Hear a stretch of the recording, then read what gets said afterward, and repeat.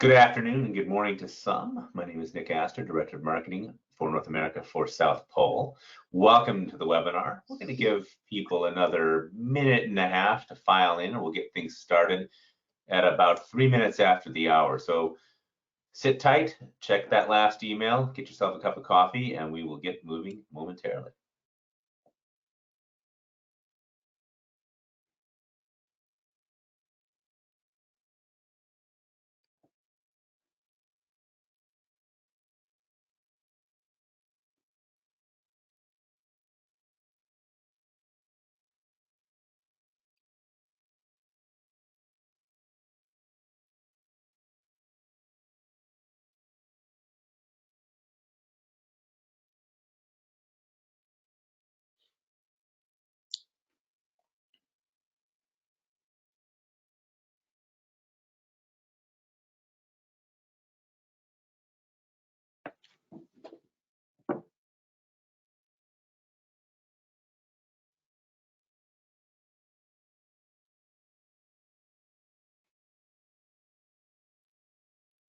All right, folks, as promised, 3 minutes after the hour, we'll get ourselves moving. As I mentioned, my name is Nick Astor, Director of Marketing for South Pole, North America. For those of you who are not familiar with South Pole, we are a full-service sustainability consultancy and also very well known as a carbon project developer around the world. We have experts in something like 40 countries, and a very sizable team here in the United States who are very eager to work with you on what we call your climate journey.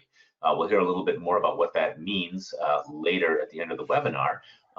But what you need to know now is this is the first of a 3-part webinar that we're kicking off this spring. It's largely an educational offering to you, but of course it's also an invitation to you to learn more about what we do and learn how we may be able to help you on your climate journey. A little bit of, and that's basically the introduction. I'd like to turn it over to Colin Tompkins-Berg and David Solomon. If you guys would just introduce yourselves real quick, we will roll through with the webinar. And as everybody kind of knows the drill these days, if you do have questions, feel free to ask them anytime you want in the chat box on the control panel, which is most likely on the right side of your screen. And we will get to those questions in due course at the end of the webinar. We're aiming to go about 40 minutes, probably about 20 minutes. And if we need to go a few minutes over, we're happy to do that to make sure we get to everybody's questions. So anytime you need to ask, please go ahead and do so, and we'll get to you. So turn it over to David for a quick intro, and then Colin's going to kick us off. Thanks a lot, Nick, and welcome everyone. We're really pleased to be speaking with you today and giving you some insight into the carbon credit market. My name is David Solomon. I'm a business development manager here at South Pole, based in New York, and I've been with the company for a year now. And really pleased to be teaming up with Colin to discuss this with you today. Great, thank you, David. Good morning, good afternoon, everyone. My name is Colin Tompkins-Berg, and I am also a business development manager. I work directly with David. I'm based in Portland, Oregon, and have been with South Pole for 6 months now. And just want to make a quick note. I am having a little audio issues on my end, so apologize for any little glitches as we go along the way. But as I understand from my team, I believe and hope you can all hear me well. David and Nick, can you guys still hear me great? Loud and clear. Awesome, thank you. Just wanted to double check before moving forward. So thank you all so much for joining today. This is our first of this webinar, so really happy you're able to make it. And we're gonna go ahead and get started. So before we really dive into some of the specifics and details to carbon credits and carbon projects, we just want to take a moment and really ask, why do we need action today? Why are we all here on this call? Why are we talking about carbon credits right now in 2022? And maybe some images and visuals or experiences with extreme weather events may come to mind, as obviously there have been a few in the last year. But really want to focus on kind of some of the science behind climate change and it being a global issue. As you all are voluntarily on this webinar, probably none of this is quite so new to you, but I want to make sure just that we set the context when we are going to be talking about carbon credits here. And so, as you may have heard, 2020 was tied with the 2016 for the warmest year on record, so 2 of the last 6 years. And even though we did see a reasonable dip in emissions in 2020 due to COVID-19, unfortunately had little significance in terms of a difference on long-term climate change, as well as even with the vast improvements and quickly scaling renewable energy, around 80% of global energy consumption is coming from fossil fuels. And so obviously massive global issue, and the United Nations continually reminds us as to how much action we need to take in order to really reach this point of no return. And so here today, going to kind of start off and talking about, how and what that action means in the short and future term before we dive into the specifics of carbon credits. And so in order to really understand, how much action, we kind of need to understand where we stand currently. This is a really interesting slide here that basically just maps out where we are on a global scale in regards to the different policies and pledges and targets made by governments. And as you can see on the left, so far, based on government pledges worldwide, we are not currently in line with keeping below the 1.5 degree goal. That's been according to the Paris Climate Accord, and really that goal to reduce the amount of feedback loops as possible. And so with that being the case, as governments are still getting action together, it's key that we really need the private sector to act, and to act now, to lead and give us our best shot towards a net zero future. And so that really welcomes a question: how and what does the private sector do in order to lead that, and what part and role do they play? This slide has a lot going on, and so I'm only going to focus on 2 real key elements of it: the carbon neutrality and net zero. And we will actually revisit the slide at the end of our presentation and go through a little bit more step by step once we've had a chance to really talk about carbon credits and kind of the role, when and where they play. But because we'll be talking a lot about carbon neutrality as well as net zero, I want to start off by defining those. And so first, carbon neutrality is meaning when a company has accounted for all their greenhouse gas emissions and then has been able to compensate those emissions with carbon credits, be it removal, reduction, or reduce, and the amount of their greenhouse gas emissions equals that of they are directly sourcing themselves as a company. So when that becomes equal, that is carbon neutrality, and able to basically a milestone that almost all companies are able to reach today.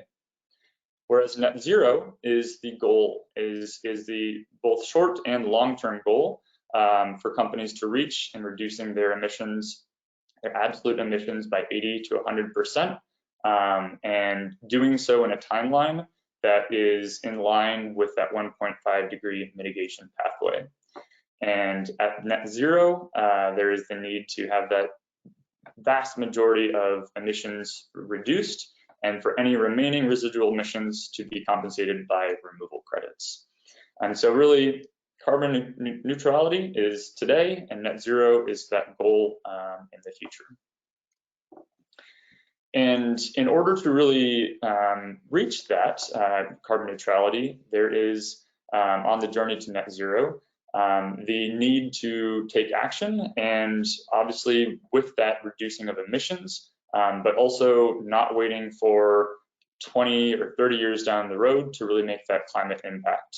And so that's where carbon credits really come into play, offering a global solution to a global problem. And then with net zero, obviously best practice, and that we always recommend all clients at South Pole utilizing science-based targets to set that net zero goal, to ensure that every company's decarbonization strategy is in line with that 1.5 degrees as a global community. So even that carbon neutrality today is a major goal, and of course net zero is a massive goal, be it even 10 years or 30 years in the future. And so how do we get there? How does a company actually achieve that? This slide here is an overview of what we call at South Pole our climate journey, and that we work with partners all along the way of their climate journey, from the very beginning on the left to measuring their greenhouse gas footprint, all the way up through communicating and leading. And what we're going to specifically be talking about today is on that fourth step on financing climate action, and really how to today utilize the best practices, the best technologies in order to actually finance climate action happening today. And so before I hand it off to my colleague David, just want to kind of begin this specific section on carbon credits with this quote, which is really just stressing that in order to achieve a net zero economy globally, that carbon credits really offer a bridge between what is feasible today and what is possible tomorrow. And really that this is one major instrument of that the world needs to utilize among many in order to really reach a net zero future, and that carbon credits are really just an opportunity that we cannot afford to waste. And so with that, I am going to pass it over to David to dive into some of the details on carbon credits.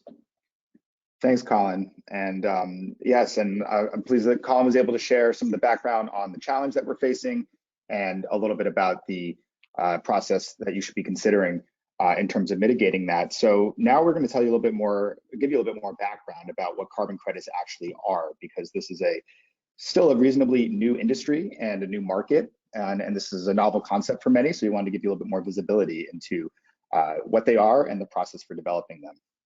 So go to the next slide, Colin. Thank you.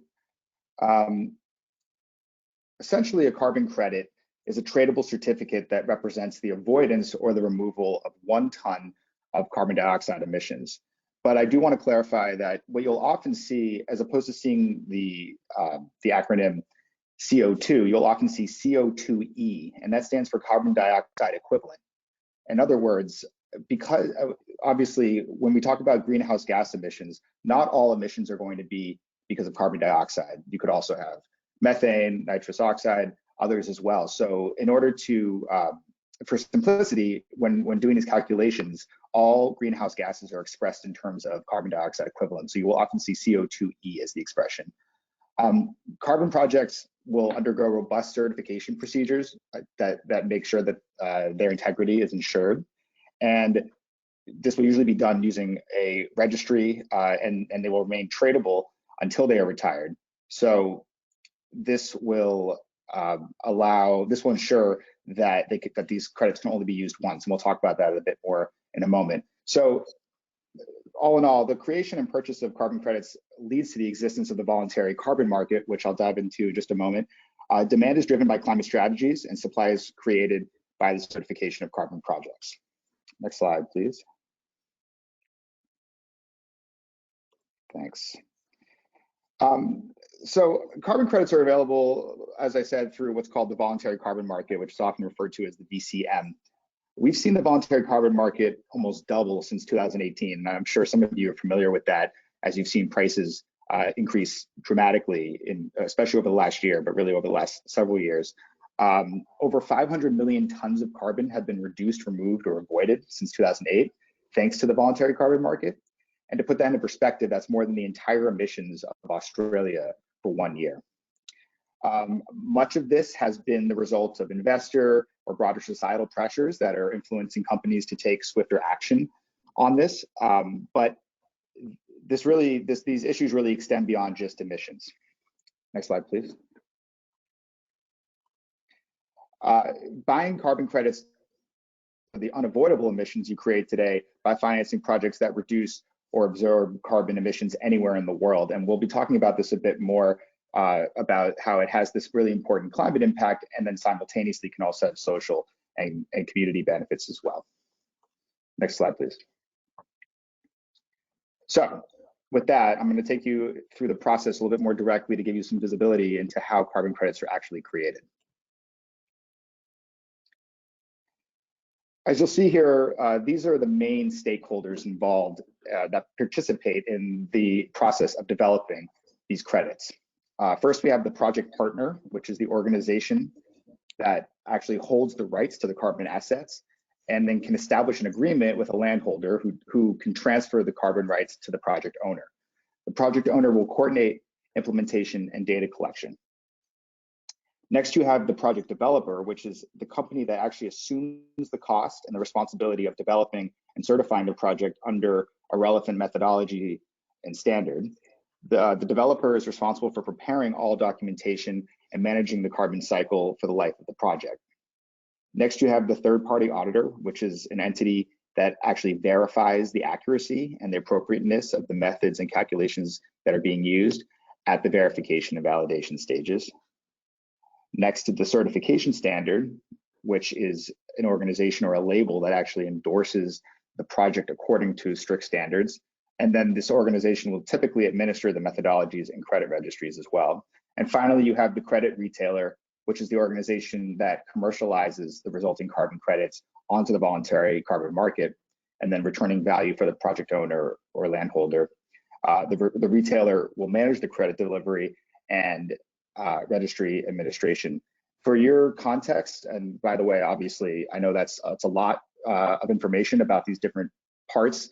Don't worry about remembering all of this. This is just to give you some insight into the different players that are involved in the process.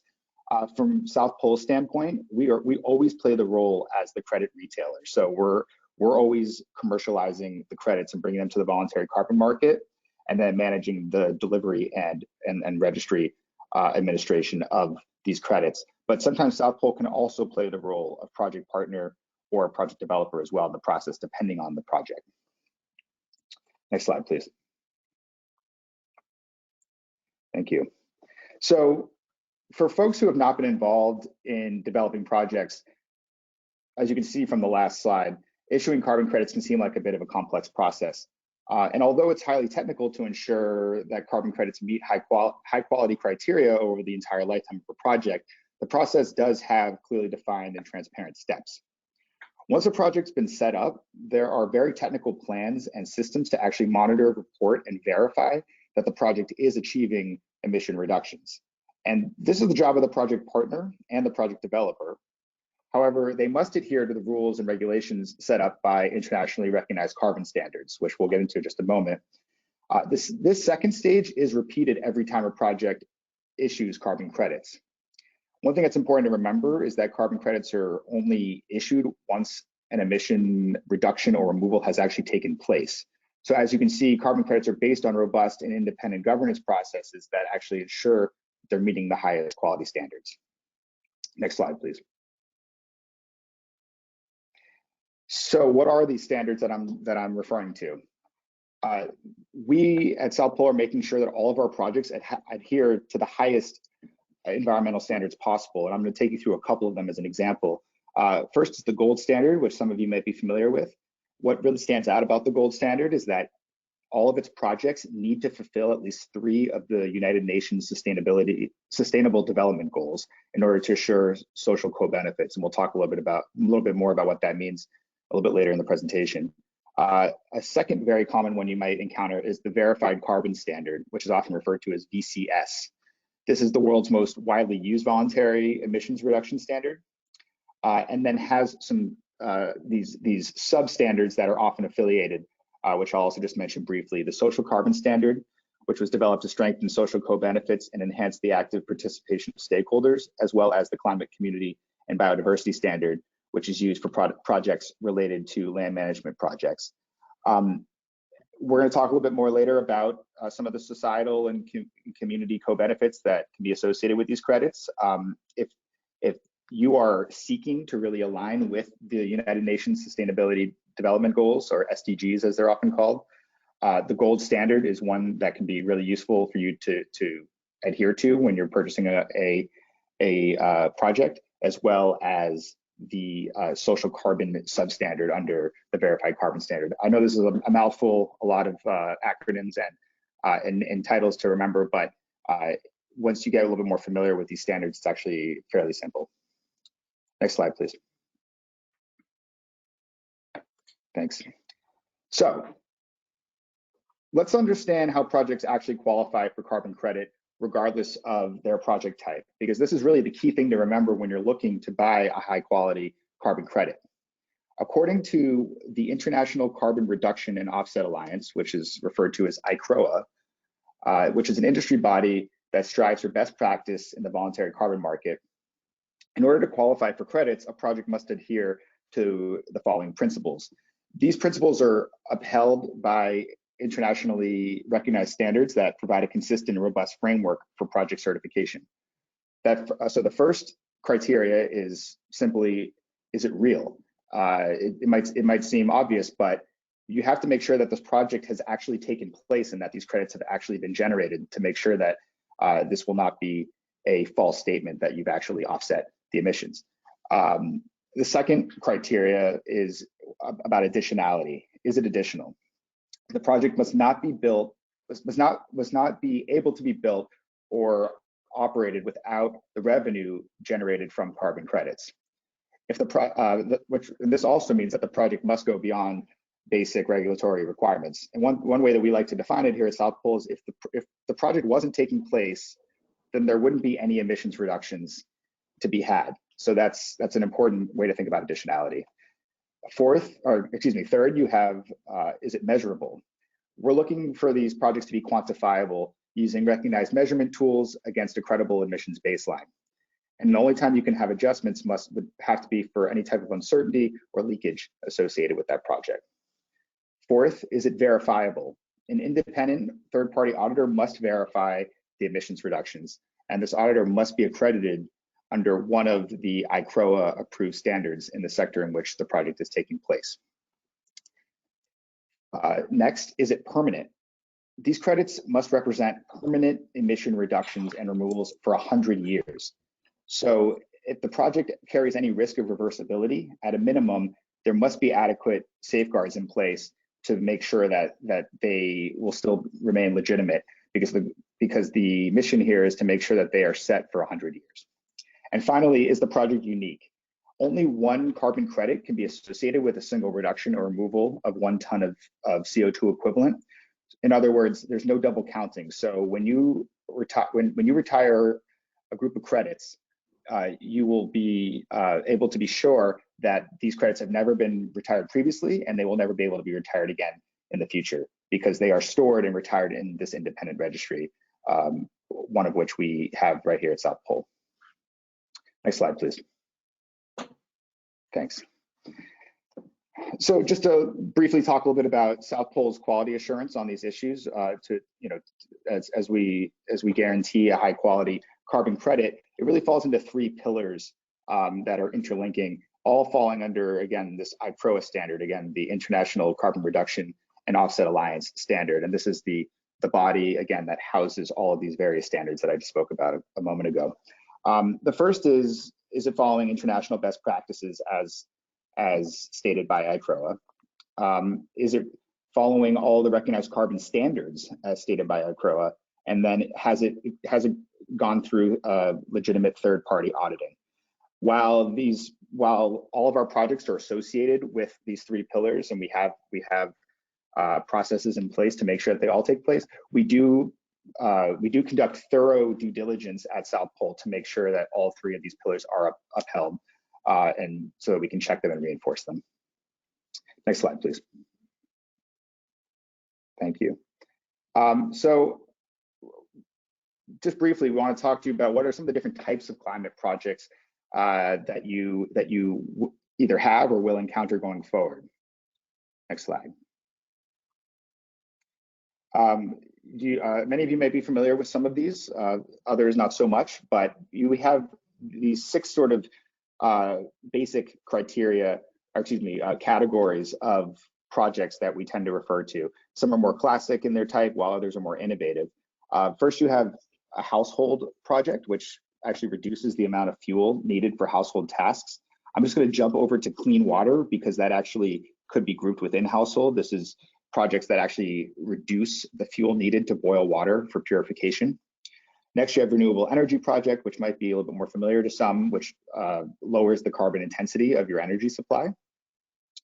Next, you have forestry and agriculture, which increases or protects natural carbon sinks and helps to get to the transition to sustainable practices. We also have innovation in industry, which promotes green growth through energy efficiency and circularity. And finally, technical carbon removals, which actually literally remove and store carbon. Next slide, please. So with these different project types that I just mentioned, there's an important distinction between types of projects that actually allow for carbon removals versus avoided emissions. And I'm just going to tell you a little bit more about the distinction here. When we're referring to avoided emissions, these are actually greenhouse gas emissions that are avoided or reduced in comparison to a baseline scenario. So to make it a little bit more relatable or to many of you, if this refers to power generation by a wind power project, as opposed to generating that power from a fossil fuel plant within an electricity grid system. On the contrary, we have carbon removals, and to be removed actually means that you have removed the greenhouse gas emissions from the atmosphere and durably stored it within a geological, terrestrial, ocean reservoir, or within a project. So, for example, you have carbon removal by either a nature-based solution, like a forestry project, or a technology-based solution. Between those two categories, you've got afforestation, reforestation, biochar, soil carbon sequestration, as well as direct air carbon capture. Of course, don't feel like you have to memorize all of this. These are the types of projects that we will often have listed when we're curating a portfolio of projects for you. But just wanted to give you a little bit more background on what some of these distinctions meant. Next slide, please. So I alluded earlier to some of the impact that you can have beyond just reducing the greenhouse gas emissions in the atmosphere, that this also can extend to societal or community co-benefits. So in this next section, Colin and I are going to talk to you a little bit more about that. Carbon credits are one of the few tried and tested ways that companies can measurably and transparently support global climate action and sustainable development outside of their value chains. Through carbon credits, companies are helping create impacts that cannot otherwise happen. Companies therefore can use carbon credits to demonstrate and strengthen their climate leadership. Next slide, please. Going back to some of the United Nations Sustainable Development Goals, SDGs, that I referenced earlier, the impacts of our climate projects are measured against these 17 SDGs. These impacts are often certified by the Carbon Standard. And as I mentioned earlier, the gold standard actually requires that projects measurably contribute to at least 3 SDGs. So how would this matter for you as a company? Well, you can choose projects with SDGs that are aligned to your company's wider CSR or ESG targets. For example, if you have an initiative to support education, you can choose a climate action project that actually reduces emissions while also providing quality education to people around the world. Next slide. So to reiterate this point, carbon credits will increase the health and prosperity of communities around the world and combat climate change by financing projects that cannot happen otherwise. This image that you're seeing here shows a woman using a clean cook stove at one of our successful cook stove projects. These clean cook stoves are more efficient, meaning that people have to burn less biomass in order to meet their cooking needs. And while reducing emissions, it also cuts harmful smoke in homes and saves people time and money that they would have to have spent on fuel. So there's there's multiple benefits that tend to exist within these projects, and that's something that we really want you to be aware of. And with that, I'm going to pass it back over to Colin, who's going to give you some examples of our projects more specifically and close things out. Great. Thank you so much, David. No, that was a lot of material, maybe some new information. And so just want to remind everyone that please feel free to leave any questions you have in the chat. When I'm wrapped up here in just a few minutes, we will be going through those questions and basically just going down the list from the first ones down. So just as we're presenting here, as I'm finishing up, please feel free to post any questions that you may have had on our earlier material, and obviously as well now as we're wrapping up. So thanks, David. Would love to just take a moment to deep dive into one of our projects. As I mentioned earlier, South Pole has now developed over 700 projects over the last 15 years. And so just to give you a little bit of color and flair to what actually that carbon project is, we're going to be talking about Kariba, forest protection in Zimbabwe. But here is a quick slide that really demonstrates the geographical variety. We're developing projects in every continent. We have some in Australia as well, and also by type. So as David was just going through the different varieties of nature-based as well as technology that we basically develop across the board on project type as well. But so now to zoom in into Zimbabwe on the Kariba forest protection. So this is a RED Plus project. So it is protecting acreage in Zimbabwe from ensuring it's being maintained the way it is, continuing to grow and not being deforested or degraded due to natural or human type of reasons. And so this has been one of South Pole's flagship projects for well over a decade, and continuing on into making those investments and ensuring that forest is protected.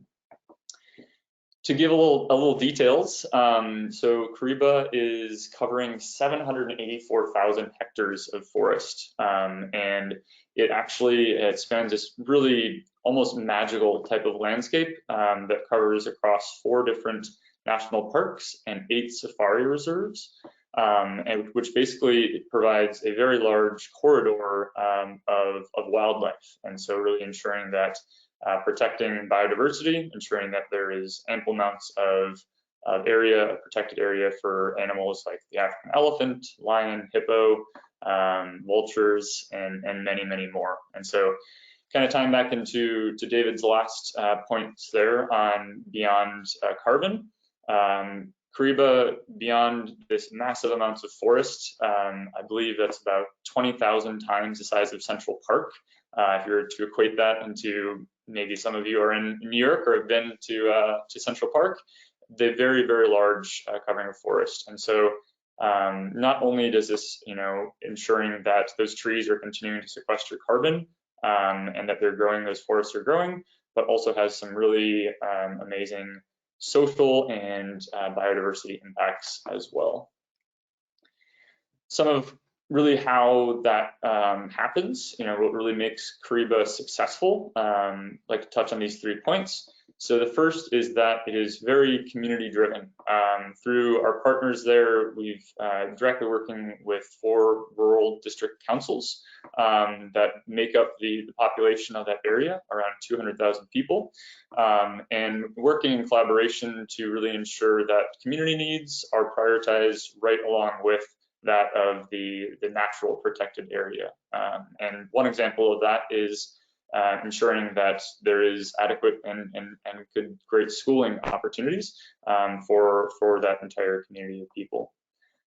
So in addition to the education side of things, also ensuring that forest-friendly alternate livelihoods exist and in developing those opportunities so that people are not going into cut down trees, deforest, make room for agriculture, as people do out of necessity. So ensuring that there are future opportunities that are forest friendly. And then finally, just as mentioned, really focusing on that wildlife in the forest, really in tandem with it. And so work there for the project team includes wildlife patrols as well as forest patrols, and working with the wildlife of the area to ensure that there's not encroachment by the community or there's not any issues with poaching as well. And so those are 3 kind of examples of how actually working with partners and actually working with communities on the ground can make a successful project to issue carbon credits to ensure that carbon is being sequestered from the atmosphere, as well as hitting on some of these sustainable development goals that are right up there in importance in terms of ensuring a just future for all. And so that is just one of our many, many projects. And in follow-up conversations, be happy to talk about more or go into further depth, follow up with materials. But now I want to wrap up with taking action. So we started with really kind of understanding the landscape, obviously where we're at with climate change and the pledges. And so now I want to focus on really how can you at your company, how can your company take action in fighting climate change. And so here we have the same graph that we're looking at before, but quickly I'd love to just walk through it with you to really hit home on some points about where carbon credits can play a key role, and also kind of laying out what is recommended best practice for companies to do in terms of setting targets and how to reach them. So here we have a graph showing on the left overall amounts of carbon emitted, and on the bottom we've got the time horizon. So this here is just demonstrating business as usual, what emissions would look like over the next 50 years. This is just an example, but basically continuing to increase, maybe a slight decrease at the end due to technology, but overall way too much carbon emitting in terms of staying within that goal of 1.5 degrees. Here we have what would be a net emissions that would be in line with reaching net zero within that science-based target 1.5 degrees. So basically the amount a company needs to reduce to decarbonize in order to reach that is the difference between that business as usual down to the red line.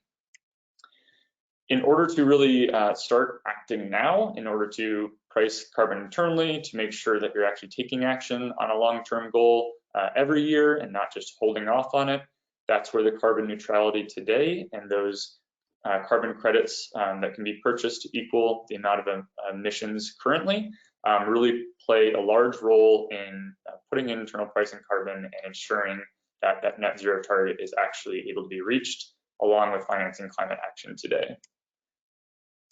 And the final piece, if you remember David talking about the avoided and the removals. So the avoided is what we can do here in the green under the current residual emissions compensated. And then in order to reach net zero, that's where any remaining residual emissions, once you have actually reached that target, that's that 5 to 10%.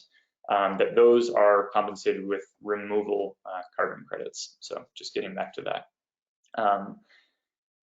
A lot, but basically this is just a overview of kind of a pathway with some high level, but recommendations on how is best for a company to get involved. And so with that, here really are just the remaining points on the value of carbon credits. Really putting that internal price on carbon to actually help incentivize your own company or organization to reduce emissions is a really key part. Then again, taking action today and taking steps towards a much longer term net zero target. And then finally, actually taking measurable action on both carbon, but also on other elements of biodiversity or social aspects of those kind of UN Sustainable Development Goals. Being able to actually take measurable action on those as well. And so with that, we understand that every company is at a very different point of their climate journey. We love to work with companies across the board, from the very beginning, measuring your greenhouse gas footprint, working together on setting a corporate climate target, and then doing any intervention road mapping on how to reduce your footprint, obviously understanding your needs in climate action space and providing those credits with you, and then to ensuring that you're able to effectively and successfully communicate with your internal and external stakeholders as well. And so Thank you so much for joining and sitting on this session. That is it on our content. So thank you for being a great audience. And with that, would welcome, I believe, Nick or Elizabeth may have some questions, or if you'd like to add anything as well, just wrapping up that part. I'd like to give you guys a round of applause. That was a terrific presentation.